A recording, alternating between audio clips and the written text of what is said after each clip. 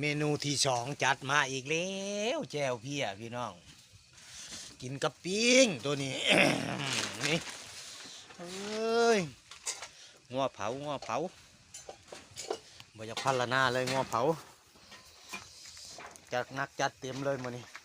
บ่ต้องห่วง บุญมันต้องโง่บ่ จัดนักจัดเต็มเลย เรื่องงานต้อง เห็นไหม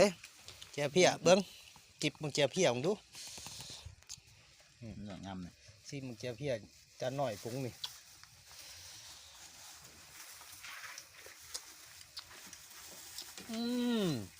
โอ้ขมคักเว้ยโอ้ได้เรื่องเฮาเป็นพายซิมเฮาปาดโตบาทเพิ่นจัดวางเลยเด้อบาทนี้เด้อสมบูรณ์แบบเพิ่นจัดวางเลย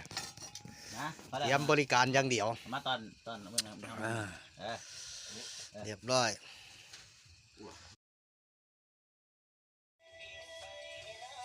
สูตรยำโตงของจันดองเพิ่นว่าต้องจัดการซีนก้อนเพิ่นว่าขัวก้อนนี่สูตรเพิ่นขัวซีนก้อนเพิ่นว่าจันดองเพิ่นเฮ็ดบ่ต้องห่วงนี่นะอยู่บนบ่มีไฟพี่น้องเอ้ยอยู่ไห้อยู่นากันแนวนี้แหละหากแต่เฮ็ดกินแบบแซ่บๆก็จักบาทเพิ่นว่า หัวมืดแล้ว อาศัยไฟโคมเนี่ยยัง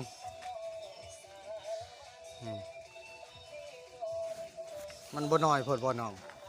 เนี่ยกินบ่น้อยบ่ บ่นอน ยันบ่พอเนาะ โอ้ยเสียงปลาหมึกเอง มะเขือ เย้คือ นั่นแหละ ถ่ายไปที่ปลาหมึก เออ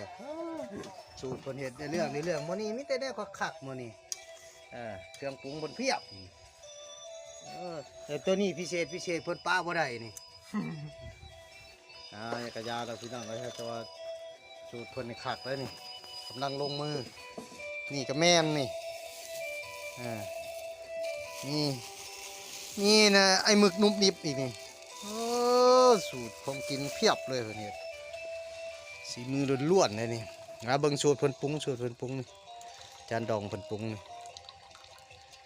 เพิ่นมีหยังแหน่มีบัวละพาหมากนาวมีหยังอีกแหน่จานดองมีหยังอีกแหน่ผู้ชมหมากเกลือ ถั่ว ในแก้วเพิ่นก็มีกระเทียมเนาะเพิ่นใส่มีกระเทียมกะปิกระเทียมกะปิหมักพริกหน่อยนึงส่วนผสมรวมกันกระแก้วมันนี่อันนี้ซีนลวกแล้วน้ำลวกเพิ่นสิปรุง